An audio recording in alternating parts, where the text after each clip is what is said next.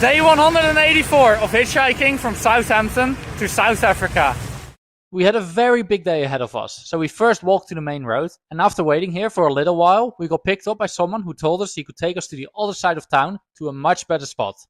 He was right, because literally minutes after dropping us off, 4 cars pulled over and one of them offered to take us half an hour up the road. We were quickly starting to understand why this region is as green as it is, as the rain just doesn't seem to stop here. It was still raining when we got dropped off at this bus station, and a few minutes later a pretty much empty bus drove past who offered to take us all the way to Douala. We did get stuck in some bad traffic once we reached the outskirts, which again probably had something to do with the heavy rainfall, but eventually we made it to Douala where we got dropped off at a bus station.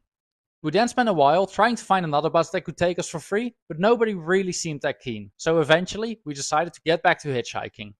We walked for quite a while trying to find a good spot and even stopped for a quick lunch on the way. We then got picked up by 2 guys who could take us about halfway through the city. Their car had some small issues on the way, but eventually we made it. We waited for the rain to clear up a bit before walking back to the main road where we quickly got our next ride, this time taking us to the edge of Douala. It was pouring down again, but luckily within a few minutes we got picked up by someone who was driving straight to Yaoundé, which is a 4-hour drive. In Yaoundé, we got one last ride, and then, after walking around for a while, we managed to find a hotel room and went out for some dinner. Unfortunately, we'll only be here for one night, and tomorrow we'll continue our journey towards Congo.